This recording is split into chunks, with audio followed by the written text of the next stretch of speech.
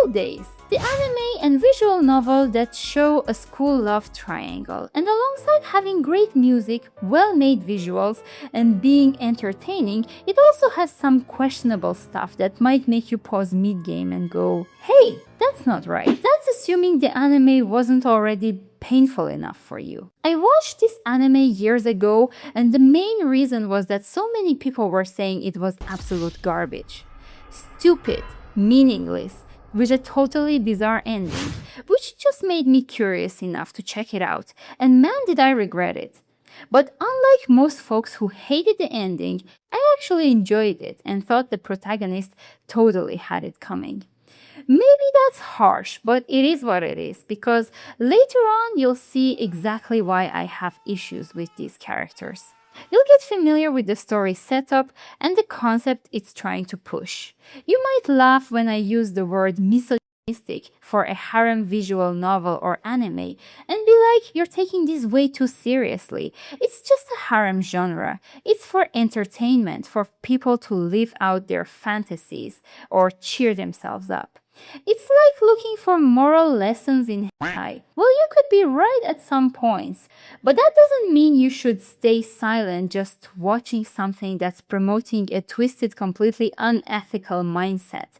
Not once, not twice, but in pretty much every ending the visual novel goes through, and every episode of the anime. Making you believe in this cliché that if you want to keep your man close and have a real relationship, if you want to be sure he won't cheat, you just gotta sleep with him. Overall, School Days is super educational, in the sense that you should put every little bit of it under a microscope and examine it, and then do none of it in your own future relationships. Wanna know why? Stick around till the end of this video. Hey, NJ is here, and welcome to the very first episode of Commentary with Junsuin. Here, we talk about all sorts of stuff, share our takes, and listen to yours as well. For this first episode, I wanted to start with something that's been living on my mind rent-free, something I've been wanting to come and talk about. And I just heard that the visual novel's getting an English remaster very soon, so perfect timing to dig it up from the grave and chat about it, right? Before we kick off today's talk, I want to give a heads up. This video contains heavy bullying, sexual assault, manipulation, suicide, and adult themes.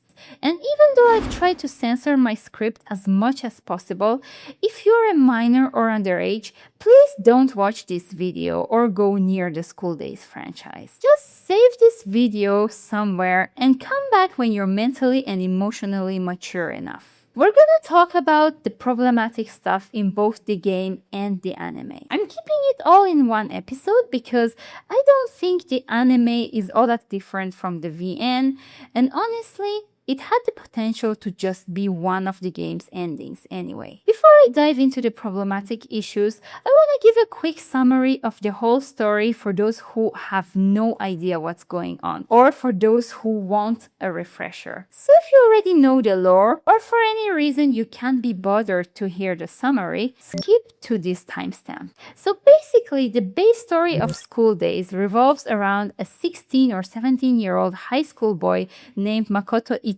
He's pretty much a self-insert character. No real personality, no charm, nothing that sets him apart from any other guy. Just your average high schooler. On his way to school one day, he spots a girl on the train named Kotonoha Katsura and instantly falls for her. She's a quiet, shy girl from a strict family, has trouble communicating, and is often the target of bullying. Not because she's introverted or withdrawn, but because of her, well, physical build. And later we find out that Kotonoha gets a lot of unwanted sexual attention from guys because of it, which is one of the biggest reasons she's so guarded about even the simplest relationship stuff. Totally understandable, and I'll talk more about that later. Anyway, on the way to school, Makoto secretly snaps a photo of Kotonoha without her knowing, believing this myth that if you take a pic of your crush without them noticing and no one sees it on your phone for 3 weeks, you'll get together with them. But unfortunately in the class, Makoto's classmate Sekai Saionji, who for reasons I'll get into, I have the most beef with, spots that photo on his phone, and the charm's broken cause it's been less than 3 weeks. But then Sekai, being the girl next door type, feels bad about breaking the spell, so she goes and introduces herself to Kotonoha, befriends her, and sets up a lunch date on the roof for them. And Makoto, like a total idiot who can't handle a healthy interaction, starts playing games, constantly trying to dodge and avoid actually facing Kotonoha, saying he could spend his whole life just admiring her from afar and crushing on her. I mean, not creepy at all. On that first rooftop meeting, we get a simple introduction.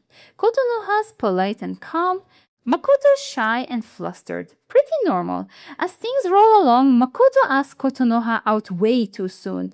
Like, they've known each other maybe a day. But she still says yes. So I guess they're a couple now. Okay, first issue right here. This confession and Makoto's feelings happen way too fast. In my opinion, a healthy relationship starts when two people spend time together before becoming a couple. They get to know each other's strengths, weaknesses, and see if they vibe, you know? If they'd done that, Makoto might have understood Kotonoha's boundaries early on, either respect them or bail before attachment formed. But instead, they rush into it, and misunderstandings pile up because they barely know each other. Anyway, right before their date, Sekai and Makoto are alone, and Makoto's hyped and grateful. He talks about repaying her.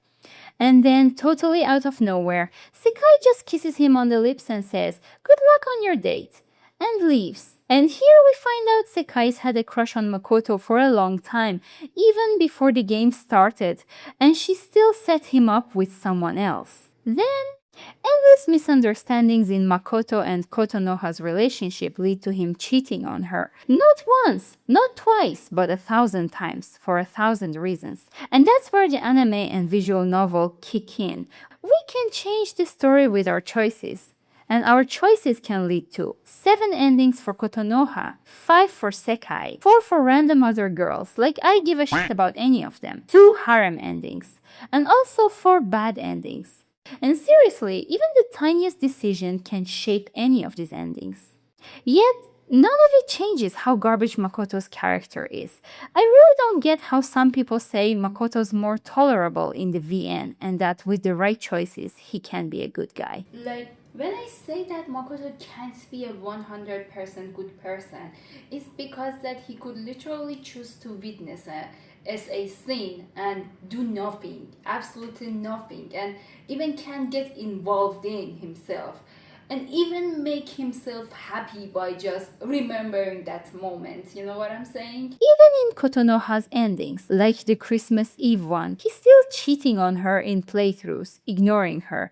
Doesn't matter what you do, Kotonoha still gets hurt emotionally, and Makoto's never faithful to her. He's not faithful to Sekai either.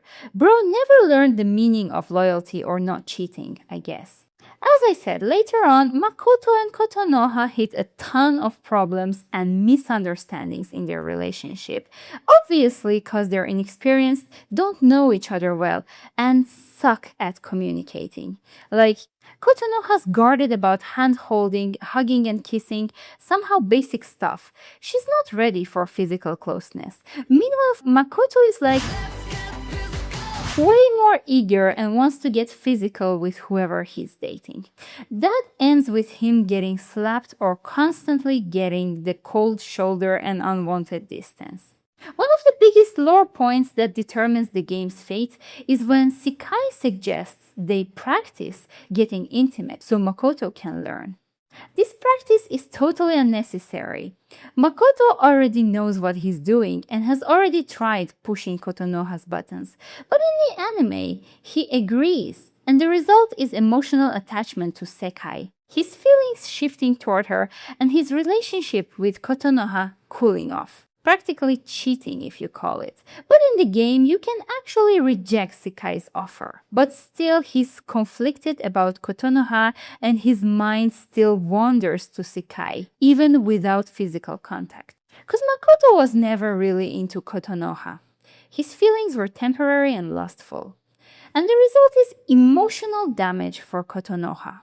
An outsider dragged into this mess, someone who was already emotionally fragile from the start and needed a supportive, reassuring partner. She's overly dependent and can't let go of the wrong person because she's got low self-esteem. These kinds of people cling to anyone they see as a ray of hope and do anything to keep them, even if that person crosses their boundaries or openly cheats. Speaking of boundaries, let's talk about the misogyny baked into the game's concept. My biggest issue with Sekai, and why I'm side-eyeing her hard, isn't that she loves Makoto or that she emotionally gets close to him even though she set him up with another girl. It's her weird mindset and the advice she gives, thinking she's helping. For example, there's a scene before a movie date where Sekai jokes with Makoto on the phone and says, "You can give her a deep smooch there." And Makoto says Kotonoha probably wouldn't like that. And Sekai's response, you ask, what do you think she says?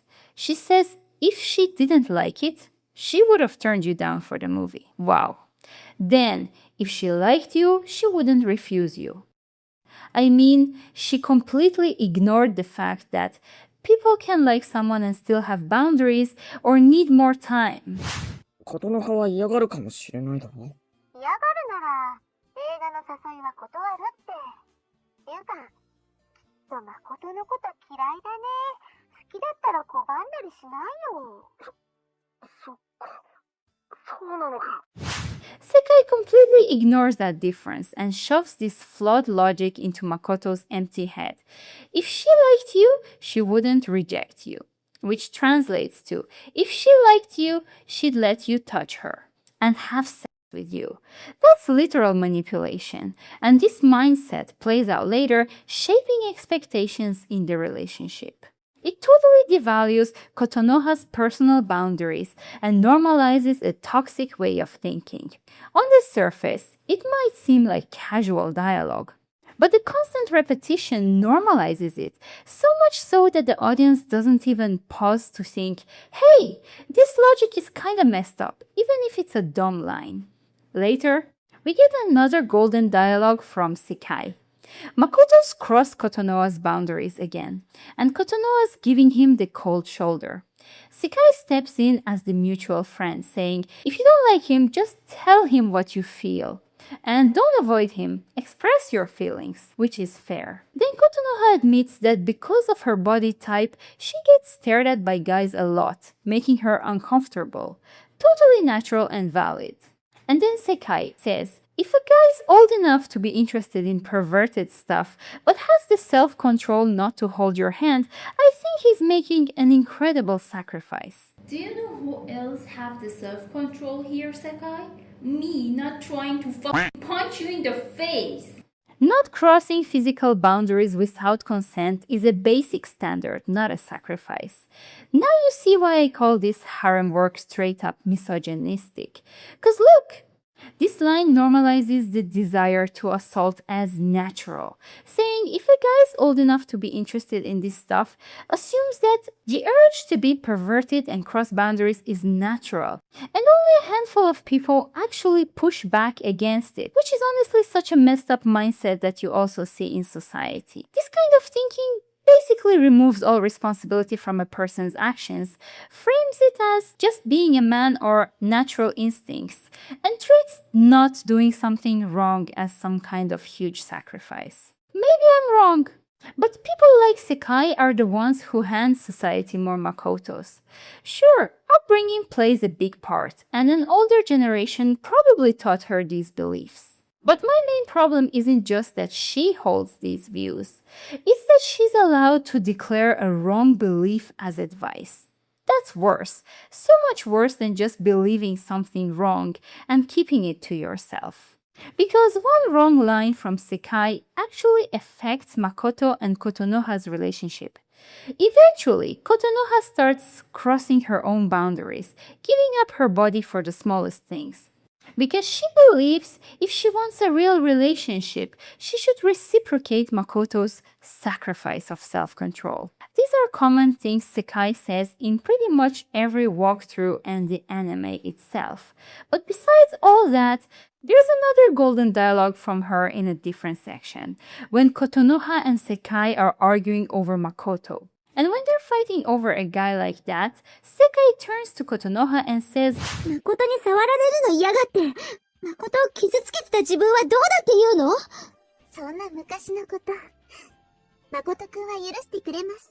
Like, I was trying to process that one dialogue here, and the very next one completely surprised me. Like, what the actual fuck? What do you mean he'll forgive me? Why does everyone here act like you owe something to that guy? Why you are, oh my god, holy shit. So it's the classic cliche, your man cheated? Your fault. You didn't give him enough affection. You didn't show love or support. It's on you that your husband sought that comfort elsewhere. Of course, cultures differ. And I don't know how many of you have heard this or heard it from someone else's stories.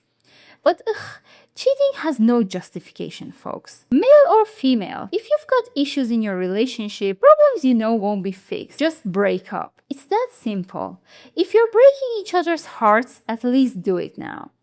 You can't even imagine the damage you do by keeping someone clueless in a relationship, or how they feel when they find out what their partner was doing behind their back.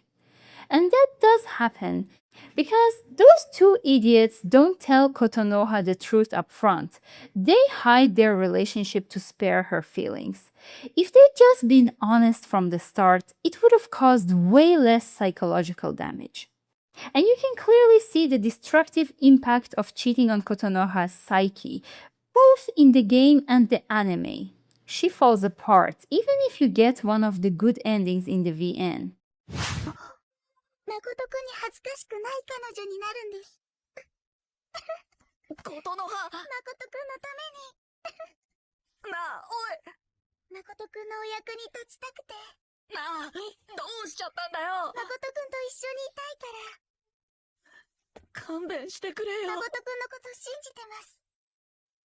もうやめてくれよ。私、誠くんの彼女ですから。もういいよ。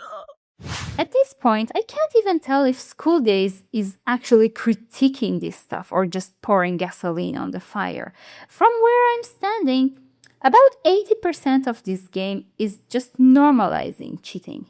And the further we go, the more it feels like the whole point of these walkthroughs is to make Kotonoha and girls like her feel like they're not enough. Girls who, for whatever reason, aren't comfortable with physical intimacy in a relationship, whether because of past trauma or just not being able to connect that fast. And it's hammering into their heads that if you want a real relationship and you want to be loved, you have to throw your boundaries out the window and give your partner whatever they want sexually. I'm not here to judge anyone's sex life in a relationship. That's none of my business, and I'm not saying it's right or wrong.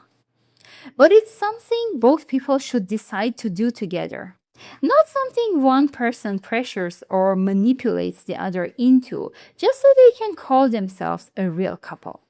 If your partner can't understand that sex is a two-way street and both people need to be ready for it, then that person just isn't right for you.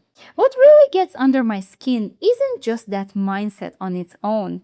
It's the fact that Kotonoha, who starts off super guarded and jumps at the slightest touch, ends up letting Makoto do whatever he wants with her. Not because she's suddenly fine with it, but because she's terrified of losing him. She's got this extreme emotional dependence, and I honestly think her psychological state is such that even if Makoto wasn't in the picture, she'd latch on to whoever showed up and wouldn't be able to move on no matter what. All thanks to her rock-bottom self-esteem. And if you think I'm picking sides here, you're absolutely right. I'm fully on Kotonoha's side in this, even though she's made her own mistakes and has her own issues. I also forgot to mention that Kotono made her own mistakes too. She clung to him even when he just rejected her. She forced herself on him, showed up at his door randomly and act like a stalker and take photos of their private moments and blah blah blah. Yeah, she had her own toxic way of behavior as well. But I blame all of that on the fact that she's a victim. The thing is, society has this idea that a victim has to be this pure, innocent, simple person. But that's not how it works. A victim can still be a victim and do wrong things. There's no such thing as a perfect victim. Same goes for Sekai too. The real problem here is that how the visual novel and anime handle their victims, and we'll get more into that later.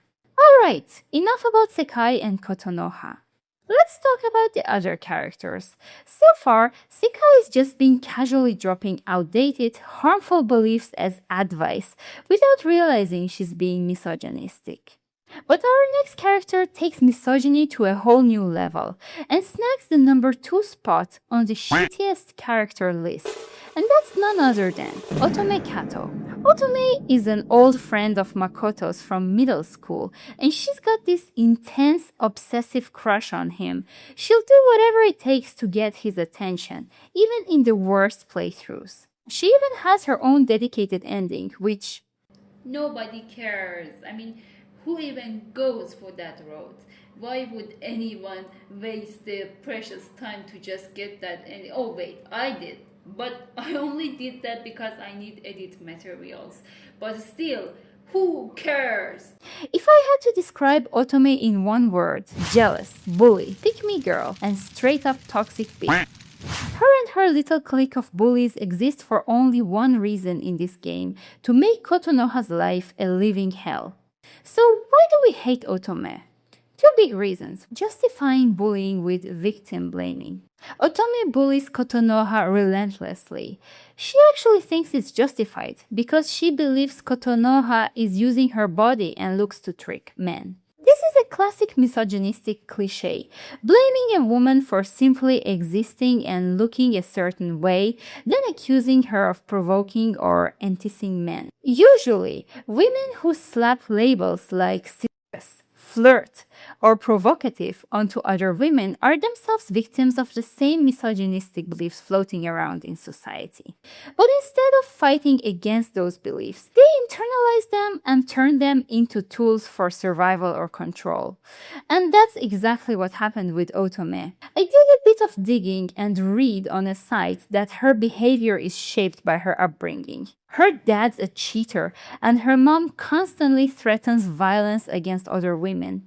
Growing up in that mess, Otome internalizes the idea that women are homewreckers and manipulators. So she redirects all that hatred toward girls like Kotonoha. But again, because Otome is also a victim doesn't mean she's innocent. Not at all. Because from Otome's perspective and from the concept of this whole franchise, women are rivals. It pushes the idea that women are naturally competing for male attention, so any woman who's hotter or more open is a direct threat. And that's the main reason behind all this relentless harassment. 2. Encouraging sexual assault. Otome, in both the anime and the visual novel, openly encourages the character Taisuke Sawanaga to assault Kotonoha, all under the guise of advice. でもね、桂さんは誠と付き合ってるって言うし。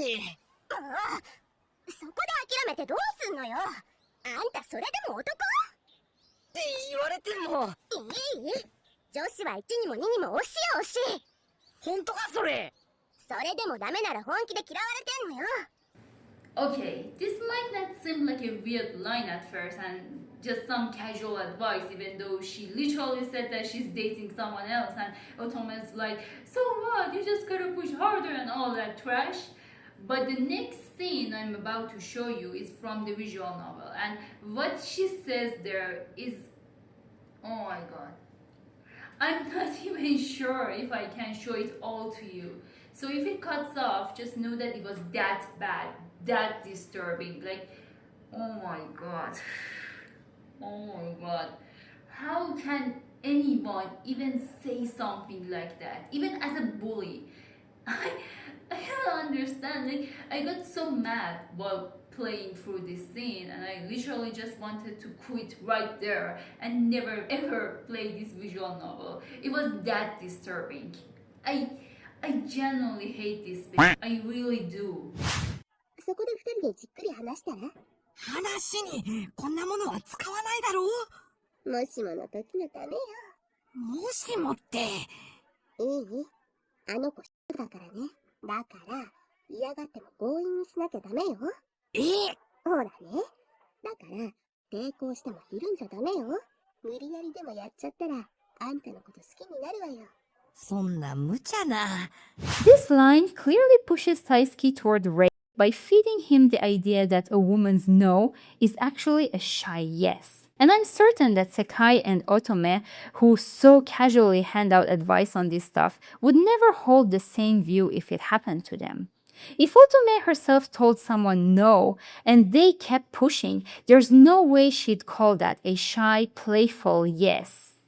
It's absolutely nauseating how this franchise shows women tearing other women down like this. And here's the kicker you might be wondering about. Otome actually does have the capacity to feel ashamed or embarrassed about her actions, but it only happens when Makoto's around, meaning she doesn't actually regret what she's done, she's just scared of looking bad in front of others, especially Makoto. And with that level of insecurity and jealousy, there's no doubt she's hurting other people besides Kotonoha too. So yeah, Otome isn't just the bully character. She's one of the clearest examples of how this game embeds misogyny into its core. We're still not done, cause somehow there's even more characters to drag. Remember when I said Otome takes the second spot for the shittiest character? You might be thinking, so who's number one? Probably Makoto himself, right? Nope. The first spot on the shittiest of the shits list, the one we've got the biggest beef with, the one we absolutely despise, goes to none other than Taisuke Sawanaga, Makoto's best friend. And the guy belongs in a padded cell with a muzzle on, cause he's that dangerous. Doesn't matter if it's the anime or the VN, whether it's Kotonoha's ending or Sekai's, in every single playthrough, someone is guaranteed to get sexually assaulted by this creep, all because of what Otome whispered in his ear. And his justification for the disgusting stuff he does, especially regarding Sekai, is that we're a couple now, so what's the big deal? Basically, Taisuke equates being in a relationship with sexual ownership. If she's his girlfriend, she has no right to say no. This mindset is the root cause of sexual violence in intimate relationships. Or even worse, saying she's enjoying it so it's not assault. That is the most dangerous justification possible, projecting his own desires onto the victim. Taisuke is so deep in his own delusion that he can't even see the other person is suffering. And that's exactly what real-life predators say. And here's something a lot of people miss or don't point out. Taisuke genuinely has no clue what essay even means. And someone who doesn't know what essay means can't tell the difference between yes and no, so he feels zero guilt about it. He never even stops to ask himself, is what I'm doing right or wrong? So, remember when I said that Makoto can't be 100% good and could either be involved or just witness an SA scene? There's a part of the playthrough where you can choose to spend time with Kotonoha and avoid being alone so you don't witness an SA scene. But on the way back, both Makoto and Kotonoha see something very disgusting involving Sekai, and it's very clear that she didn't want it. And when Makoto asks Taisuke what happened, Taisuke just laughs and tells the story with a smug grin. This dude literally smiles while talking about assault. And I really don't think I can even include that cutscene here because of the dialogues, but honestly, this bastard has zero understanding of what SA actually means. Not even a little, and that's scary because he's literally a school kid. He's 16. He's 16 and he smiles while talking about assault.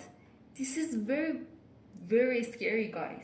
It's very scary. This is a terrifyingly messed up option to include, guys. I know your brains are screaming that I'm overthinking it, but I swear I'm not. This game doesn't critique this viewpoint, folks. It promotes it. It straight up shows victims looking satisfied or like they're enjoying getting assaulted. And that's just bizarre. Even weirder when you remember these are literally all minors, high school kids. Why on earth does a visual novel need to depict these kinds of scenes with this specific character just to cater to certain people's twisted fantasies? It's beyond disturbing. But let's take a deeper dive into another aspect here. Here's the sad part that about pretty much every character in School Days, they're all victims in their own right, except for that idiot Makoto. You might find this surprising, but Taisuke himself was also a victim. He was assaulted as a kid by his sister's boyfriend, but instead of developing empathy for victims, he turned into a perpetrator of violence. And maybe that's why the concept of SA never really registered properly in his head. For kid Taisuke, that experience just became normal because he had nothing else to compare it to. A child's mind can't say this is wrong because recognizing something as wrong requires a healthy template. If no one in his environment ever tells him what happened to you was wrong, that behavior gets cemented in his head as just another part of reality. So as an adult, he just reproduces that violence. In fact, you could do a whole psychological analysis on every single character in this game if you go deep enough. Taisuke was a victim, and he never got emotional support or proper guidance. The only model of relationships he ever saw was violence. Yet the visual novel and the anime, instead of critiquing it, just show his behavior as normal or even comedic. So far, this franchise has normalized cheating, normalized sexual assault, normalized victim blaming, pretty much normalized every single thing that's a total disaster in society. I don't know what else is left in the world that this game hasn't normalized for people's twisted fantasies. And I use the word normalize because maybe one scene in the anime grosses you out and you just brush it off. But in the game, if you want to see every ending, you're gonna have to sit through these scenes and read these dialogues over 20 times combined. It kind of seeps into your brain. Your mind gets used to it even though it shouldn't. But it does, because you're curious to finish the game and see all the endings. I think all games with multiple endings do that. They tempt you into trying every route, even School Days. By the way, if you're wondering, since we've got a shittiest characters list, and Otome and Taisuke are number 2 and 1, then who's number 3? Don't worry, it's not Sekai. Number 3 is Makoto himself. Makoto, the main character, is supposedly caught in this big love triangle between Sekai and Kotonoha. As I said, his interest in Kotonoha was just lust, not love. And it's the same with Sekai. The main reason he suddenly switches gears and cheats on Kotonoha is literally just the boundary issue. After a while, he distances himself from Kotonoha because he couldn't push past her limits, and that draws him to Sekai, the one who offers to practice intimacy with him, who lets him do whatever he wants without getting mad, giving him the cold shoulder or making things awkward afterwards. On top of that all, Makoto's got another classic personality trait. The typical guy who works hard to win someone over, and then the moment he gets them, he's bored and moves on to the next. The classic hunter who loses interest after the catch.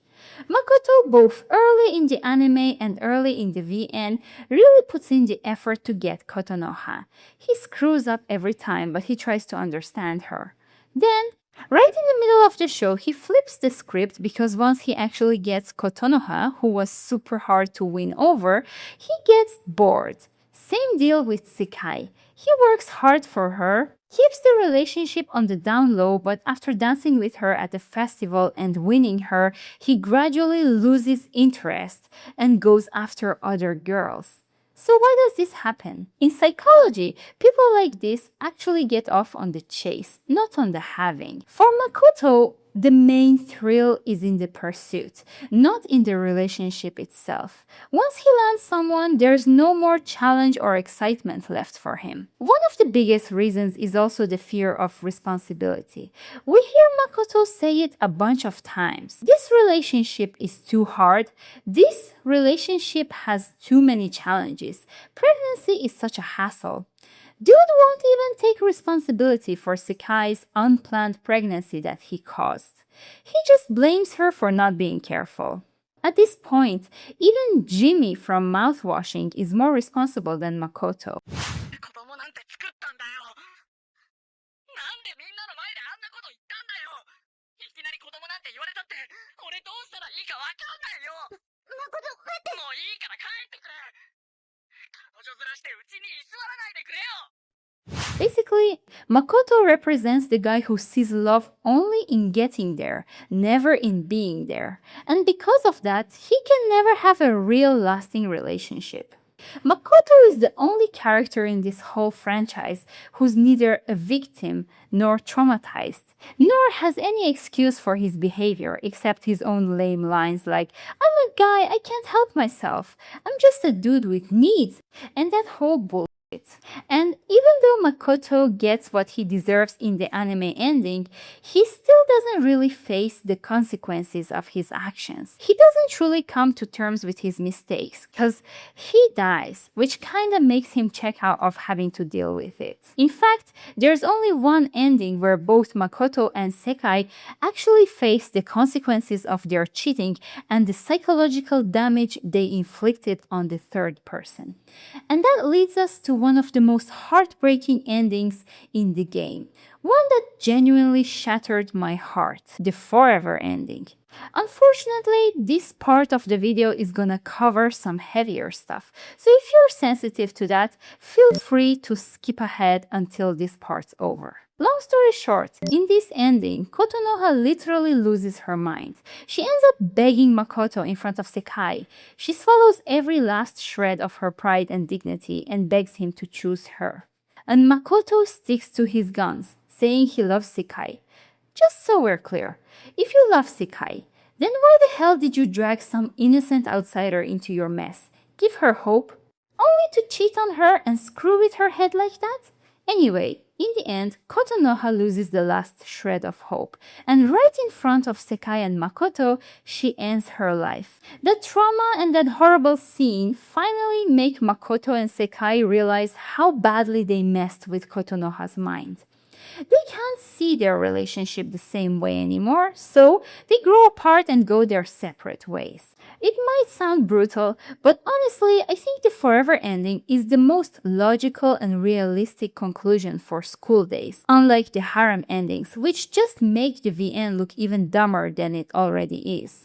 The most crucial aspect of this ending is the eternal guilt that Makoto and Sekai carry. The image of Kotonoha's final moments haunts them every second they're together. That guilt, born from their psychological manipulation, makes their shared life unbearable, and they split up soon after.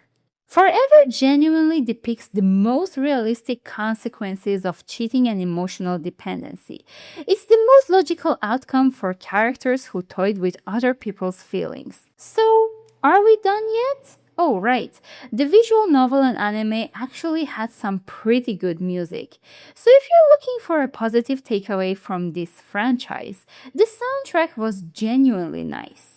And honestly, the story, despite being a total mess, was somehow still compelling enough to keep you watching until the end, just to see how it all played out. And all the way through, you're kinda hoping Makoto will finally get it together and change his behavior, but guess you can't really change who people are at their core. Any other positive notes I should mention? Thanks so much for watching this video till the very end. If anything I said brought up any old trauma or was offensive, I apologize. And I hope this video didn't upset you too much. Even though I kept trying to crack jokes and keep the mood light, sometimes certain things just can't be treated as a joke. Especially this stuff. If you're a victim, whether it's of bullying, cheating, or sexual assault, please know that you are not alone. Stay strong. Cut people like Makoto and Sekai out of your life. Always focus on your own growth. And never, ever forget your worth. You deserve better. You always have. If you enjoyed this style of video and want to see more deep dives, definitely drop a comment and let me know. Until the next one. Goodbye!